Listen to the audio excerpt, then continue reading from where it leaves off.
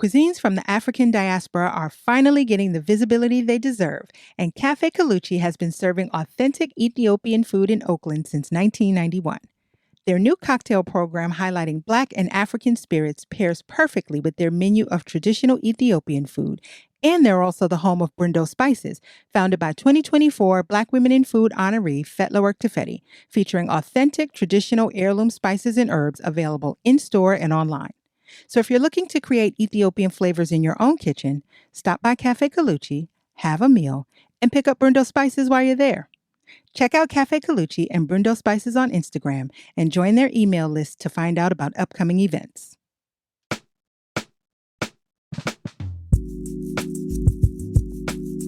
Hey, this is Kahja Elliott, Bronx born and raised, ATL made, Bay Area becoming, and this is the As Told By podcast.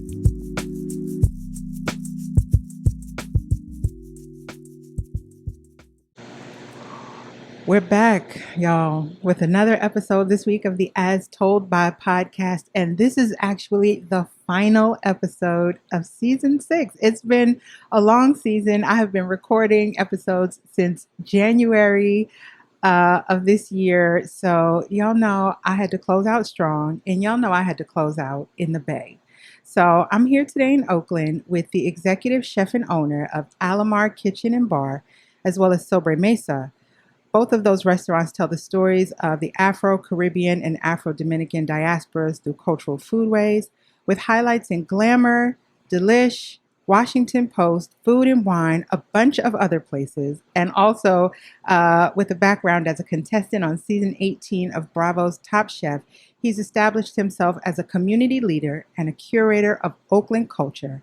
Welcome, Chef Nelson German, to the As Told By podcast. What's up, y'all? I'm so honored to be here. I'm so glad to be closing off the season because you are Oakland food. Thank you. Thank you. Yes. So glad to have you. I appreciate you. Appreciate you. Yes. So, I just ran off all his credentials, y'all, but one of the credentials I left off of there is new father. Yes. A brand new venture, brand new journey for me. It's an amazing feeling. It's definitely tired.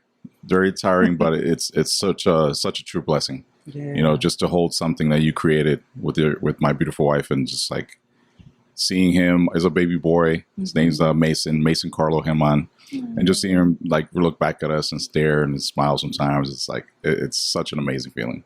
So you just clarified for me one of the questions I had for you, because I hear people pronounce your name as German, but it's Herman. Herman, yeah. Herman. But it's kind of my fault. I've been saying German for a long time, just to make it easy for people. I think it's the way, and I realized recently in the last few years, just reflecting that we need to honor our roots more in our past and lineage, and really, and that comes with pronunciation, right? Yep. Pronunciating your last names or first names the right way. Mm-hmm. I think in the past, for me, it was like, oh, people can't say it the right way. Let me just make it easy for them. Mm-hmm. And it's spelled like the letter word German. Yes. So I was like, okay, Nelson German.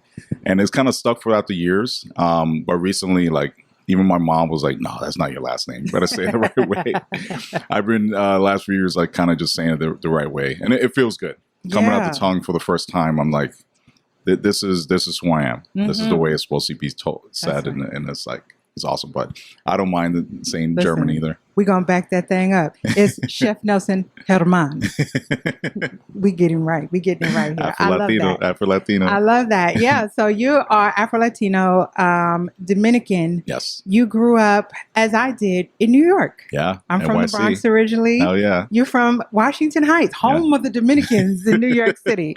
You know it. Yes. So talk a little bit about the culture of Dominican and Puerto Rican culture growing up in New York City, because it's such a huge part of the city. Really is. Mm-hmm. I was born and raised in New York City, Washington Heights, 164 Broadway. Like all the memories from just growing up there has been awesome. Like I look back and reflect, like every little thing from walking the streets, walking to the bodega, going to the neighborhood diner that was Dominican owned, going to some of the Dominican restaurants when we had the time, because my mom and aunties and grandma are amazing cooks, people who have inspired me to cook the way I do now. But there was also times where they wanted to take a break and we would go to these cool restaurants. Yeah. And actually, if you come to AlaMar, we have a mural by the bar, and it's one restaurant that's called El Malecón. Not sure if you've ever been there on 175 in Broadway. No. 175th. Amazing place. Been there over 40 years. We all kind of grew up there. So we go there to kind of just live life, and experience something outside of the house, outside of the home. But yeah, just like the memories of like the community, that everyone knows each other. Everyone's protective of their blocks, though, as you know, but we all protect also of our neighborhood and who we are and our culture. And it's so deeply rooted in what Dominicans are, but still with the little feel of like trying to live the American dream. Yeah, because it is part of the American dream. Yeah. Right? You mentioned a lot of those restaurants in New York that are so centered around that culture. And, a lot of them aren't fancy, right? They're not like white tablecloth restaurants. It's but comfort. Comfort. And I don't think that occasion dining always has to mean formal. So when I think about some of the things that signified like special occasion dining back in New York, back in the day growing up, it was like City Island, right? Yes, like Sammy's, Crab Shanty, even like Johnny's Reef down at the end where you just were like getting food in the paper boats. Even places when I think about Latin culture, like Jimmy's Cafe. Yes. Right. I don't know if they're still open. I might be telling my sure. age. Are they still around? Jimmy's Cafe. But these were places that you would go to for celebrations. They weren't fancy, but they held a place in people's hearts and minds. Yes, Why do absolutely. you think that was? Just the experience, that's that point in time. A lot of us weren't living, the lavish life, right? So when we did get to go away and outside of our apartments, and go experience something new, it was special just to get out and experience New York and go somewhere else and get to say something new or familiar. It was just like, I'm really living that American dream. I get to not, go out and do something new with family members or friends. And it's just like that feeling, right? Like just, I'm living life, and I think for us, especially just being Black and Latino, we have to live life to the fullest. And our ancestors, that's the way they lived their lives. No matter what, situations they're in, you're always happy and just living as much as you can and being blessed to be in this world. Yeah, yeah. Well, you've certainly brought that culture here to your endeavors in Oakland. You were sharing this with me before we started, but tell me a little bit about how did you end up in Oakland? Ended up in Oakland due to my beautiful wife. May. She is from Oakland, raised here from what they call the murder doves back in the days. Come on, May. Yeah, the 20s. I don't think they call it anymore, but they do. They do? Oh, yes, okay. they do. I know she does still. But she really... We met in New York City. She was living in New York City for a little bit, a couple of years. Met through a mutual friend. One of her good friends was dating my best friend. And we met at a first Super Bowl party where, we kind of was watching the game, met for the first time. Didn't really pay me much mind. I didn't think anything of it until like the second time I saw her at my best friend's birthday party. And for that party, I actually made the cake.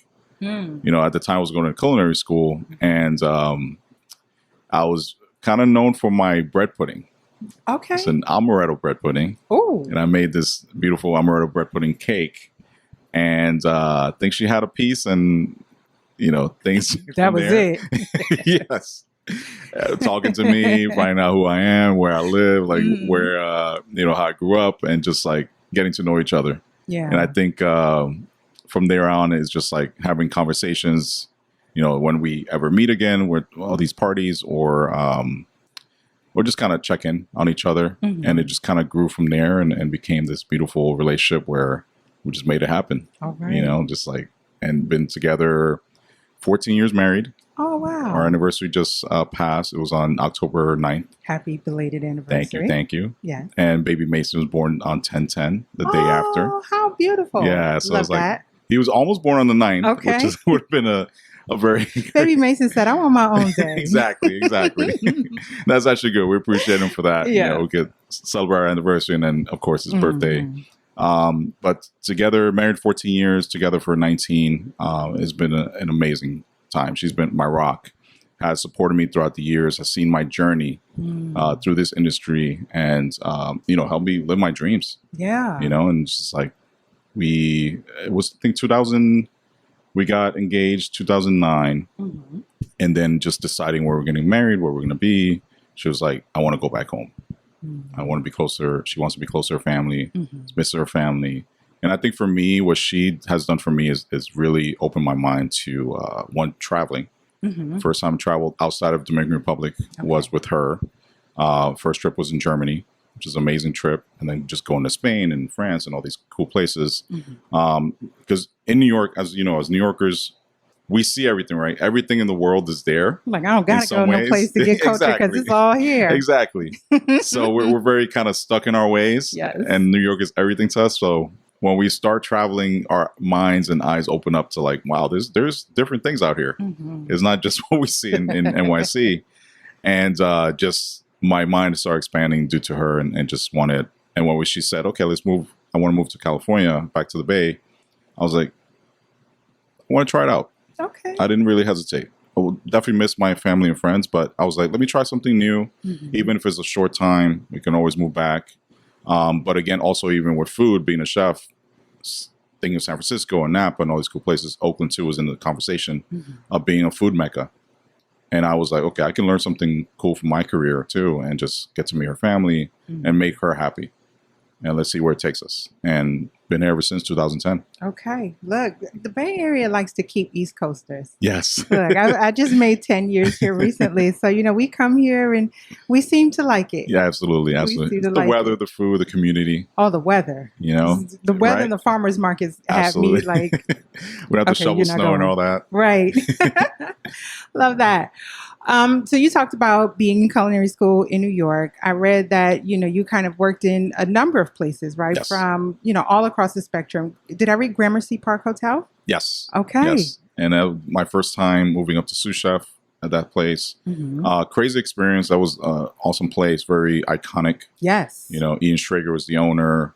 I think Studio 54. That craziness back in New York. But yeah, just learning how to really, the business side of the industry. Yeah. That's where I've really learned that. Because for me, going into this industry, when I went to culinary school, is not just for the cooking, also to do culinary restaurant management. Okay. And learn the business side. Because the goal was always to open my own place. That was always the goal. And kind of going back to that, the way I got into it, because cooking was always kind of a hobby and a fascination growing up. It wasn't a passion yet until I really got to do it. But first time where I was like, okay, I got to sign up for culinary school and just go for it and just try it out, was my friends and I going to, you remember the Copacabana? Yes. World famous. First time we all went there, we were so amazed by that place. It's just, it had the restaurant, the dance floor, the bands on the stage, like just the atmosphere was crazy. And we came out of there so juiced up, definitely drunk. And we were like, yo, we got to open our own place like this. We got to do a Copacabana, our style. And we started pointing at each other who's going to do what and be in charge of what. And everybody said, you're the best cook out of the group. You should handle the restaurant because it should be exactly the same as Copacabana. And for some reason, I took it very seriously, no matter I was inebriated and all that. But I was like, fuck it, I'm going to try this out. I understood the assignment. I'm going to sign up for culinary school next day. And I started my journey. And it came from like wanting to open up a nightclub with my boys just to party and all that. It wasn't really the money. It was just popping bottles every night and living life, young-minded. Yeah. But it became like, this is what I was meant to do. And it became this huge passion because it was always there, but it wasn't highlighted as much in my mind and my heart. And I just got to do it and see the beauty of it, working with others, learning different cuisines. And it's been such a long journey to finally open my own place and just, living the dream. Now, this is interesting because you come from a culture and a family of amazing cooks and delicious food, and now you go to culinary school. Like, did you have that experience of having to break your way of knowing how to cook to learn the traditional way of cooking? Or did you come in feeling like, I already know how to cook. I have these amazing this amazing background of cooks in my family. So I'm just going to integrate some of this into what I'm doing in culinary school. No, I wish I would have. So this is the thing with this industry. I went to culinary school kind of like, open-minded about that and just starting something new, learning something new. There was things that I cooked at home that I experimented. The thing with me and growing up, I never wanted to, my friends were the only ones that knew I was cooking for some reason. Some reason I was hiding it from my parents. I don't know why. Looking back at it, I think for me too, it was like, when you think old-fashioned mindset, right, especially in our whole diaspora, men weren't really allowed in the kitchen. Got it. It was too taboo for that. So I remember times that being young and just being fascinated watching my mom cook and just how fun it was for her. She's cooking and listening to merengue or bachata in the background, watching novellas or on the phone gossiping with my auntie or grandma. And just this joy that she had while doing it and doing amazing food. Like, food was fantastic. And it still is to this day. But I would look to the other side and see my dad. I'm like, damn, I can't go in the kitchen. He's going to get mad at me. He wouldn't have. Like, I spoke to him down the line years later, and he said, no, you should have just done what you wanted to do and help your mom. But it was always his mindset of, like, growing up, the machismo, kind of feeling. And I was, like, away from that.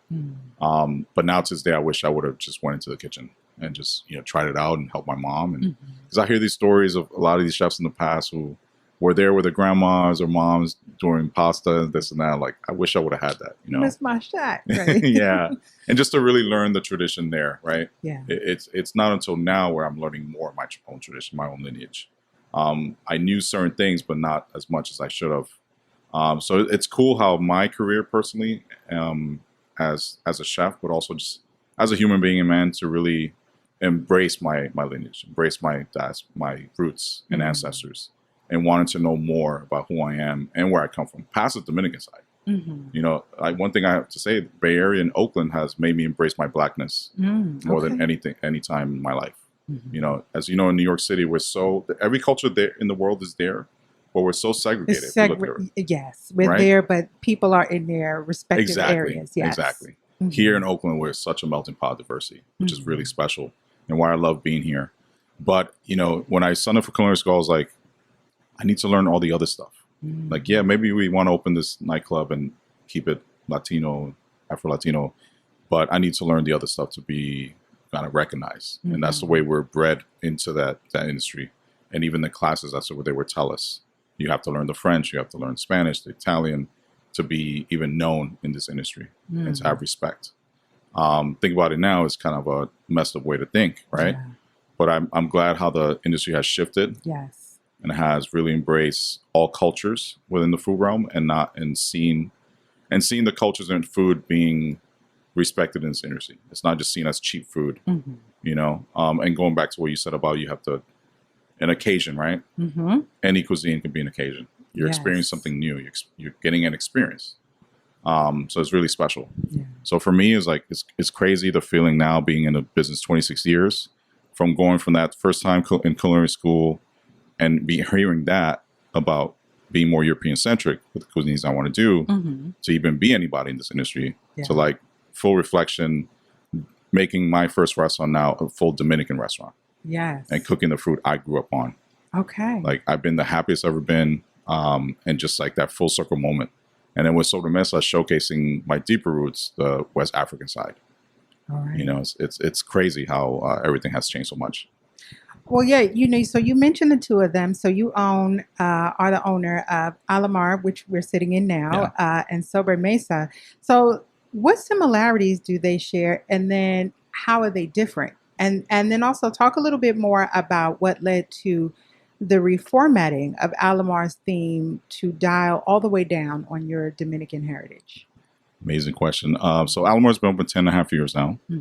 Sobre Mesa, 4.5. We opened that 9 days before the first shutdown, which was a little rough, but those 9 days were amazing. And just that, making it happen and this and that. But they are similar, but still different. The similarities are, it represents our diaspora of being the African diaspora, say. The differences is what is showcasing in that diaspora. AlaMar now is a full Dominican restaurant. So I'm attributing my lineage, my actual family, how I grew up, my people. With Sobre Mesa, I'm giving honor to my deeper roots and going back to my ancestors come from Cameroon, so West Africa. And a lot of us from the Caribbean, that's where we came from. Yes. That's where our people came from, due to the slave trade. So we have to embrace that.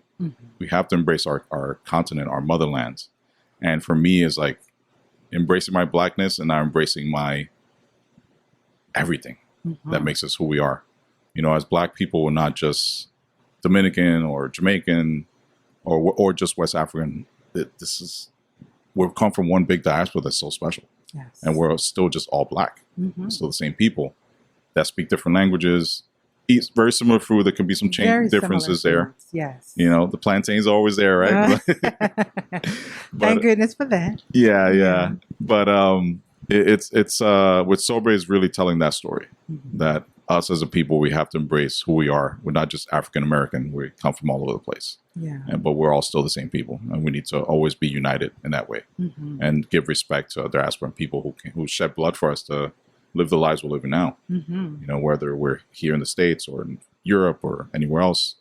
So again, it's just like each space gives tribute to something, but number one predominantly is the African diaspora. Yeah.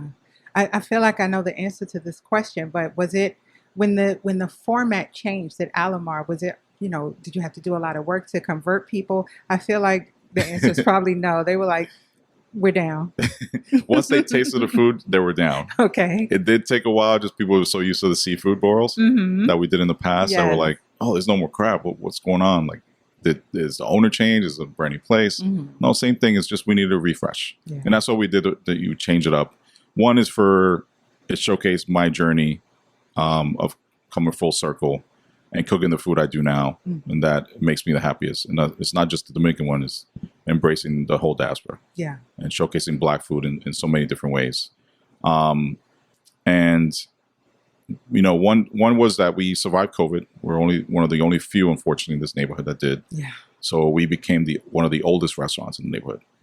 So, and then there was so many new ones that came up. So we were kind of shunned to the side because as the oldest, people always want to try the new hotspots, right? It's just in our nature. So we were kind of shunned to the side. So we're losing business. We weren't doing as well we should be, even though we expected to come out of COVID roaring 20s and this and that. There was so much going on economically. So we're like, we need to refresh ourselves. We need to do something different. We hit our 9-year anniversary. We're like, it's an amazing experience, but amazing milestone. But we need to keep this thing going. Yeah. And we need to tweak it and change. But for me, it was like, do I tweak just a little bit of painting here and there, change the menu a bit and keep the borals? But it's like, nah, I think it's time. People have been asking for this for so many years. You know how many times people ask me, should do Dominican food? There's nothing like it out here. You're one of the only Dominicans here and that knows how to cook the food. Like, you should do it. And I always said, no, I wasn't ready. For me personally, I wasn't ready for that. Until that moment we talked about that and hit our 9-year anniversary and we needed to make a change. I was like, I think it's time. I think it's time to do it. We made such a big name for ourselves. It could still be the same place. AlaMar means to the sea. I can still showcase my family coming from the coastal side of DR. Yeah. Or even if you think about New York being an island, the seafood wasn't the best there. But just like, this can work. Let's try it out, and we changed the whole concept. Kept the name, of course. And the reason we kept the name is because, again, we have such a big following throughout the years. We didn't want to really break it down. Want to keep it so it's still familiar and people know that it's still the same AlaMar. But there's a whole different change. So AlaMar Dominican Kitchen, we have a new mural that tells a story, shows the island of Hispaniola, which is DR and Haiti, and respecting our people in that. To New York City, to Oakland. So that's a progressive journey and showcasing some of the plantains are there. The guy doing the shaved ice I used to love in New York. Piragua. Piragua, yeah. Yes. We call it frio frio too. Like, those were the best. The guitar and everything. And just like, it's when I saw that, I was like, wow, this is amazing. This is it. Love it. Like, full circle. And then the colors just brighter, more plants in here, just more airy, still family friendly, still a space that you feel like it feels like home. Yeah. But now for me personally, it feels more like home. I think the old AlaMar felt like, yes, my first restaurant, this and that, feel more at home for my guests. But for me personally, and this is being super transparent, there was always something missing. Because as you see in the past menu, there was always little touches of my childhood. The oxals were always there since day one. Sometimes I would put those tostones on there, the twice fried plantain, but it was still not all there until finally now. Like it's like coming out, you know. It's out. Yeah, and it's just it's so amazing to the feeling I have walking in here.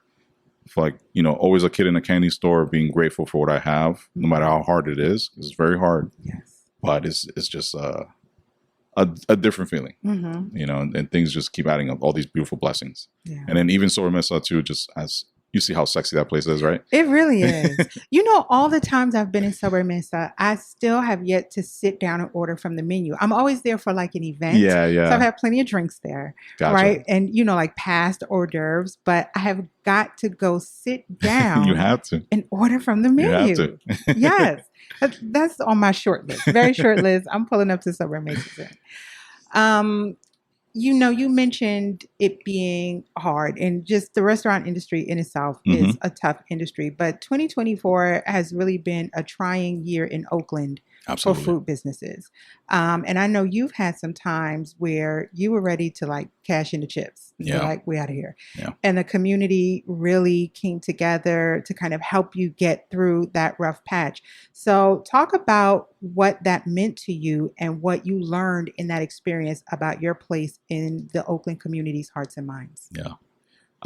One thing I've really learned is the true power community.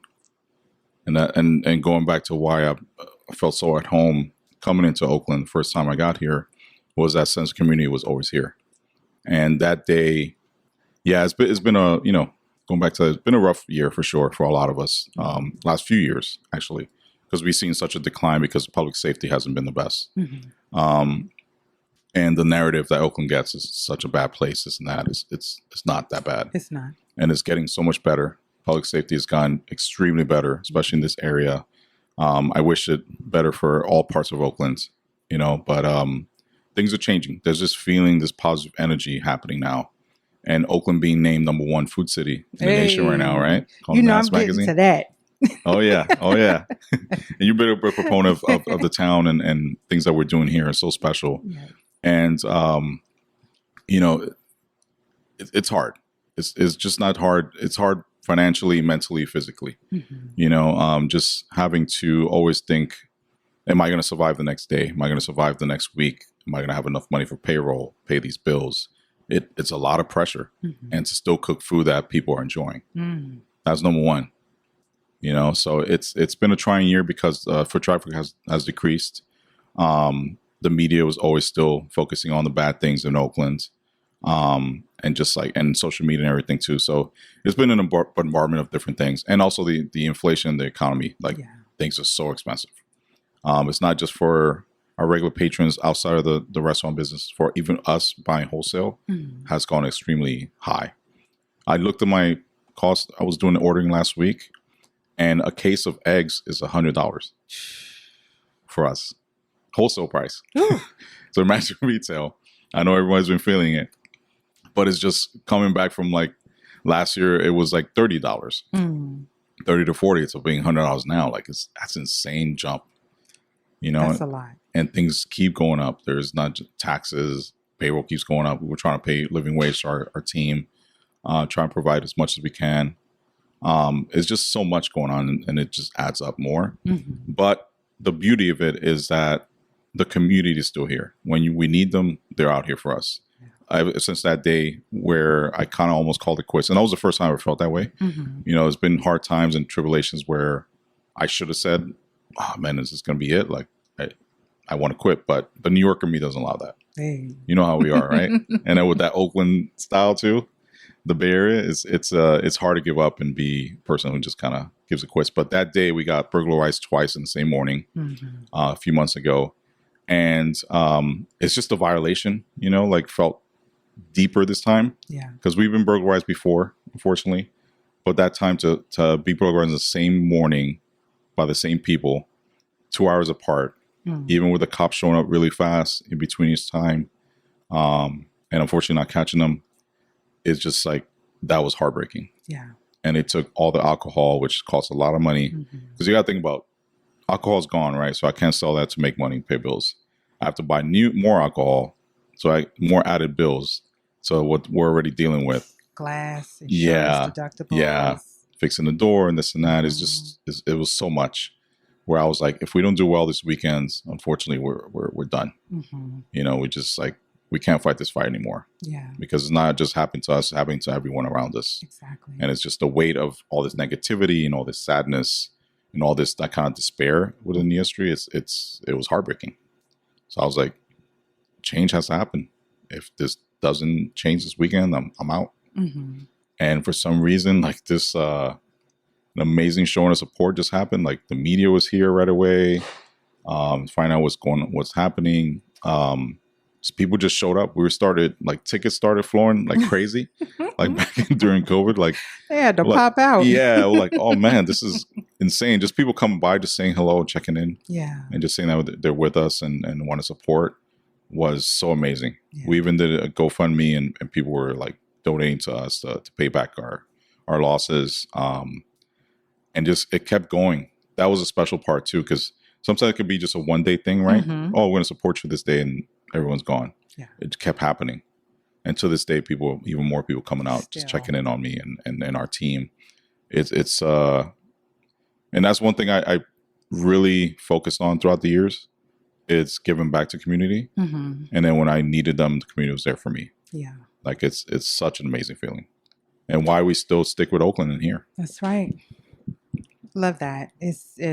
I remember that in the turnout, right? That happened that weekend. So I didn't smile for the whole weekend. Like people know me for always smiling and staying positive. I couldn't, even while the show support, until like the end of the weekend was done. You could breathe a little bit. Yeah, I was like, wow, that was amazing to see. That was an amazing feeling. But it was like the smile came back. But that whole weekend was like just down. And like it was so different for me. I'm glad you made it. Yeah, thank you. Man, you survived. Yeah. Oh, yeah. Okay, so if you're anything like me, you've spent 2024 building your platform and growing your audience. But now that you have, what's next? A website? Marketing media that highlights your brand? Or maybe even a headshot or logo people see long before they ever meet you? DiffWorks specializes in all of these and more. So if you're looking for multimedia and a strategy to help you tell a cohesive brand story, you definitely need to talk to them. Book a consultation today at staydiff.com. Square recently put out their 2024 Restaurant Trends Report. And in reading it, it was really heavily anchored on the use of technology and AI to impact operating efficiencies and, marketing and identifying your customer needs and preferences.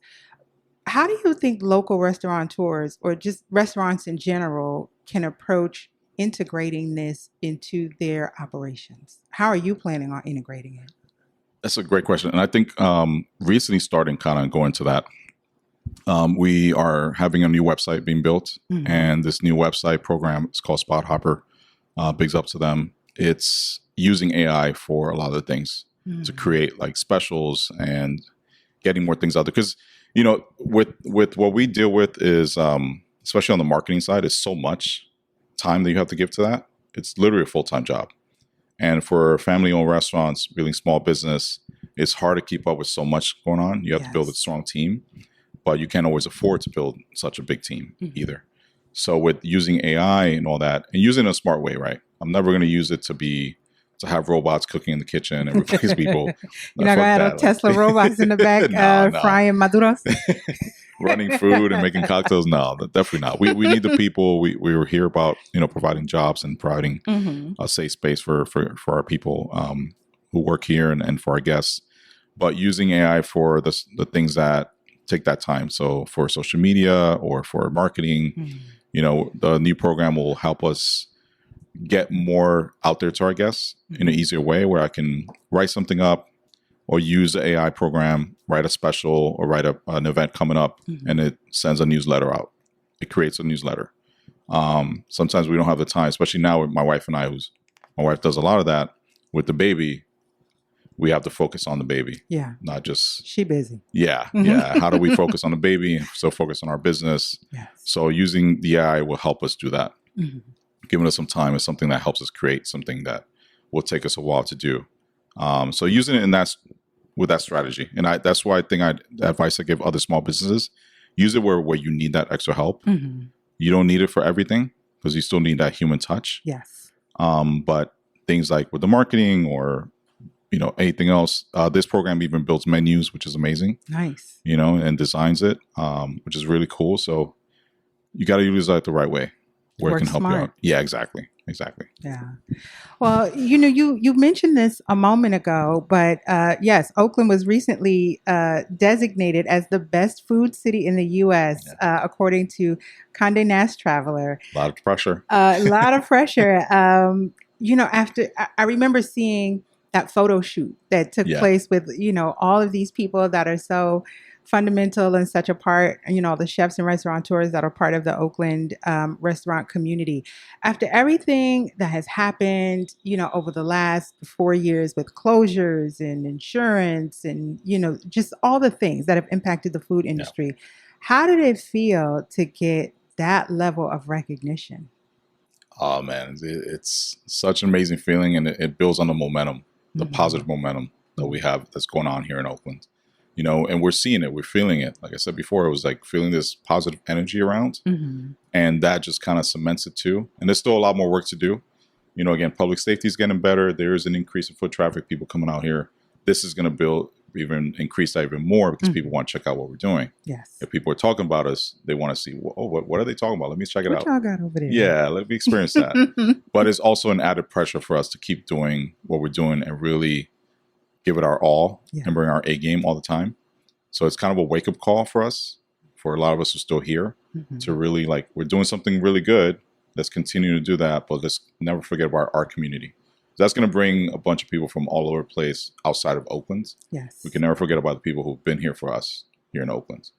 But it's still an amazing feeling where we feel proud and have so much pride for the city. And now we can show off with the food scene, but we need to always be on top of our game. That's right. You're in an interesting place because we've got some long-standing Oakland restaurants. Y'all almost have a 4-point corner. Yeah. Because we've got you, Corner, we've got Gregory's Gourmet Dessert, then we've got Calabash, so used to be Kingston 11. Yes. Right? So we've got those three kind of institutional Oakland places right here. Yes.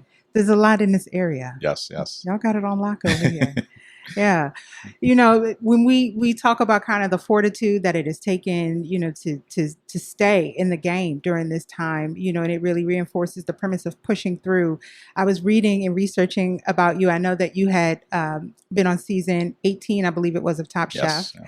And I didn't know, though, that you got injured, right? And that you kind of really left out of there with a bad injury that just having to push through and finish the rest of the taping of the show. But to me, it kind of reinforced this premise of pushing through. And the restaurant industry and just entrepreneurship as a whole requires people to do that, right? Yes, to absolutely. Push through. How do you know when the pushing is your entrepreneurial grit, or how do you know when it's too much? It's an amazing question. I'm learning that more and more now, especially I think now having a baby boy and son and our kid. We have to, and actually happened on Top Chef because I'm kind of the type of person who works through pain. A lot of us are as chefs and entrepreneurs. We just suck it up and keep going. It's kind of a prideful thing throughout the years. But on the show, when I had a reflection where I was hurt and I had to be in a wheelchair basically. Couldn't walk, couldn't get out of bed. And I told myself, I can't keep pushing. This first time I have to just I have to give this up and give this opportunity up, because there was a chance I could still at least do the Last Catch Kitchen after I got eliminated. It was double elimination with Chef Gabriel, which we got. It's crazy. It was one of those episodes where they enjoyed all our food. I made a mistake because I was kind of speaking. So I got hurt running through the orchards. I think it was episode 4, 5. They were still harvesting, so there was holes everywhere. And wearing kitchen crocs, but we're running, trying to hustle for the camera, doing a little too much when I could easily just walk to the tree and pick out some apples. But want to look good for that, and just started hitting these holes and tweaking my knees. It just became painful. But the adrenaline keeps you moving. It's like being in sports, keeps you going. and you're just trying to, be on top of this competition. And throughout, the longer I lasted throughout the show, because I kept going, it got worse and worse. My knees started swelling up more. It just started hurting after standing for so many hours. Because the filming of the show, it's a long process. It's not just a one-day thing or every day. It's like it's a long haul, and you got to be ready for that marathon. And it's just not when the show's being filmed. Is outside of that too. There's a lot going on, and you're always up and super early, keeping you super long. There's a lot of stopping and going too, which makes things worse because if you're full of adrenaline and you juice up to cook or play any sports, you're ready and your body's ready mentally and physically. But then when you're ready to cook and then they just stop everything and keep you kind of cold for so many hours and then you have to do it again. On fire. Exactly. Yeah. It just got worse and worse where I started tearing my cartilage in the knees kind of naturally. And came to the one last challenge I was in, which we cooked for the indigenous tribes in Oregon. It was such an amazing experience to do that and such a big honor. I was paired up with Gabriel, who's from Portland. So a lot of pressure there to make it good in this challenge because he's from there. So there's a connection there. There's a sense of pride that's his city.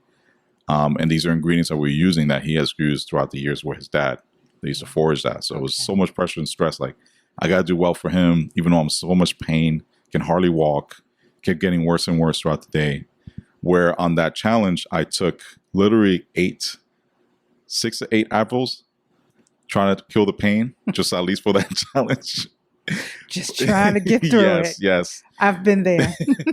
I was like, if I can get through this, okay, then I can keep going or see what happens after that. But let me just win this for him. But for some reason, everything wore off when we started plating. And if you watch the episode, you can see me like I'm moving, kind of going through the pain. But when we started plating, there was like I started moving slower. I start kind of, I want to say getting dizzy, but I was like kind of losing focus of where I'm at and what's going on. But I'm still going. My body's still kind of moving, but really slow. And I didn't know, like, hearing things. I didn't know what the hell they were saying. He started plate the dandelions. I didn't know what the hell dandelion was at the moment. Like, I started losing so much focus and unfortunately overcooked the fish. Just like, they still love the dish. They enjoyed everybody's dish, but because of a slight mistake, we got eliminated. But there was a chance to go on Last Chance Kitchen. Chef Tom came out right after we got eliminated and said, you guys are going Last Chance Kitchen right now to cook and see what happens and see who comes back to competition. But I was like so defeated because I was so in pain. And I just literally couldn't walk. Next day, coming out of bed, I couldn't get out of bed. My knees just locked up in so much pain. It was the worst pain I ever felt throughout my life. And I've had some really bad moments. You see these burns and scars and everything.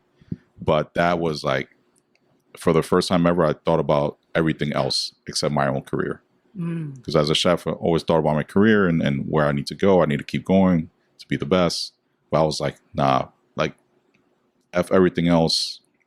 F my own career. I need to think about my family. I need to think about my wife and my business and my community. And I was like, fortunately, I can't do this anymore. I literally can't walk. Like, I could have had a chance to go to the doctor, maybe it gets better. But I was like, nah, this feels really bad. Like, I would have kept going. I would have tore something and my career could have been over. So save a little bit to preserve everything. Exactly. I told myself this competition is amazing to be here. It's such an iconic moment. So grateful and honored, but this is not everything. There's so much more work to do. I need to get healthy. I need to get better to be there for my community and to be here for the town. And I just couldn't keep going. Can't do it. I had to go on camera and say, fortunately, I have to bow out from the competition. But people didn't see how bad it was. I was in a wheelchair for a month. Wow. I literally couldn't move. It was painful to be in bed, to sleep, to do anything. It was such a crazy pain. Like, I don't wish on anybody. No. And now that you look back at that and you kind of re-examine, how hard you've gone in your career, what do you think the impact of that will be now that you are a father? What do you want the legacy of what you're doing now to be for baby Mason? Wow. Yeah, that's like something I really haven't thought about as much yet. Mm-hmm. And it's only been a month. Right? Yeah. So he's only a month old. But kind of going back to the Top Chef thing, like, you know, that experience really made me hone in on what kind of food I want to do, what kind of legacy I want to leave behind. And that's one thing that comes out of the show is really special. It's not just about the winning, it's how you win after that. How do you keep going? How do you keep that momentum and continue to do the good work you're doing? Keep building community and really be in tune with the kind of food you want to continue to do in your career. And for me, it was like what came out of with AlaMar and Sobre Mesa, giving honor to my people and our diaspora. That being on that show and the food I was doing when it was good, like told me this is the kind of food I continue to do. And also my mindset of like people watching me and people coming when I came out of the show and came back, oh, we're so inspired by what you did. And like just watching you was really cool. You mentioned Oakland, you mentioned NYC, like people were so proud. And it was like, this is what it's all about, you know, getting people to be inspired by you. And for me, it was like a reflection. And now with the baby is how do I give more back to the youth? So the next generation of chefs and cooks and restaurateurs and everything. How do I keep this industry diverse as it's going, equitable, and just like an inclusive place that just brings people together. Because we bring our guests together, right? Bring people, but we need to bring more of our internal guests and team members together. Got it. In this industry is always like front of the house against back of the house. Okay. It should be all one team, one dream is kind of our motto. And it should be that like that everywhere. That takes away a lot of the toxic stuff and mentality that used to be in this industry. And this still is, but it's going away. It's getting better. Yeah, there's a lot of chefs and restaurateurs here who are about, who come from nothing and are grateful to have something and now are changing the game mentally, physically, and visually what you see. Yeah. You know, and that's special what's happening in Oakland. You see the restaurants that are here now are the most owned by people of color that's ever been here. And Oakland can say that. We got Burdell, number one restaurant in the nation. Yes. Black owned. Popoca, up in Bon Appetit magazine, top 10 El Salvadoran restaurant. Like it's what we're all doing is showcasing here in Oakland is so special. Like I'm so proud of that. And now with my baby boy, like I'm proud to have him in this journey. Like, do I let him be a chef or do other things? That's kind of the question I'm asking myself. Like, gotta let him grow a little bit. But if I had to decide today, yes, I would like to have him kind of in the restaurant, just learning how to be a team leader, how to be there for community, how to be just a good person, you know, and be in how to create family. Yeah. You know, so it's going to be a long process for me to really just at the beginning. But it's not just my baby boy. It's just there's so much youth around here that don't get these opportunities, don't see a hopeful future, especially here in the town and our people in our generation. Under us is like we need to give hope to them. And when they see us doing good things, doing amazing things that a lot of us who are Black weren't able to do in the past, it inspires people. And we need to continue to do that good, positive work. Well, you know, by the time this airs, it's going to be 2 weeks before Christmas. We will be, you know, staring down the new year. What is a lesson that you're going to be taking into the new year? Lesson I'll be taking into the new year is, one, keep being hopeful, keep building community, and always still learn how to pivot. I think it's one thing a lot of us learned throughout the COVID situation is how to pivot. You can never be stuck in your own ways. You have to, especially being a business owner, you have to learn when to tweak things. Still keep the core and heart of what your concept is and the story you're telling. But you need to be able to kind of, because things happen in life, right? And this, just as normal human beings, we need to always learn how to pivot too, to stay kind of mentally there and keep treating yourself in a positive way and others around you. So pivoting and tweaking as life goes is one thing I definitely, the advice I've given myself more and more. And I'm ready for the next year to build on this momentum, positive momentum that we're having here in Oakland as a chef and restaurateur, and keep leading that in a united state. Because we're right now, actually, one thing I want to mention, we have built a restaurant Oakland collective. Yes. It's called. We want to make that more and more and really unite all of us to have a voice and to have just hope because a lot of us have lost that as restaurateurs here, and retailers, everything, all business owners, because of things going on and the help that we have asked for throughout the years never came to us. So we started creating this beautiful collective to help with resources, help with, advice and everything for us to have a support line. Yeah. And that's one big advice for myself and others. Have support. Always build your network. Just have conversations, see where things can lead. You can meet a new friend, you can meet a new colleague, and just someone to be there for you when you need them, and you be there for them. It's all about building community. There's power in community. Absolutely. Well, listen, we, are so glad that you are a founding part, right? A critical part of the Oakland culinary community. I'm so happy to be able to close out season 5 of the As Told By podcast with you. I am looking forward to new episodes in the spring with more folks, more people that are so critical to the food community, not just in Oakland, but beyond as well. But for now, thank you for everything that you have contributed to the culture of Oakland through food. And thank you for sitting down with the podcast. No, it's been an amazing time. I appreciate you. I'm so honored to be here. Thank you. I see you as a friend and a supporter, and just let's keep rising together. Absolutely. All right. Tell people where they can find out more about Sobre Mesa and AlaMar. All right. So you can find us here in Oakland. AlaMar is on 100 Grand Avenue, close to the lake, close to Broadway. You can see our website, alamaroak.com, or find us on Facebook, Instagram. Sobre Mesa is on 17th and Franklin. Considered downtown Oakland. For real Oaklanders, everything's downtown here, right? But we're a sexy cocktail bar with great food. Sobre Mesa Oaklands.com. Look our website. Our new website coming up too. Okay. So you gotta check it out. All the cool photos and videos. It's gonna be awesome. But follow us on Instagram, Sobre Mesa Oak, and see what we're doing. We're starting to do these cool dinners called Sip and Savor, bringing in really cool brands, small batch brands of spirits, and doing these cool pairings. Just having a little extra fun. Yeah. In my space. You got to check those out. We got one with Holland Park Scotch this Thursday. Still have about 6 tickets left. Anybody wants to grab them? Okay. Go to Resi.com. Them tickets in that dinner going to be long gone by the time this airs, but that's okay. That's true. That's true. But happy holidays to everyone. Be kind to each other. Let's keep showing love. Let's keep doing great things for Oakland.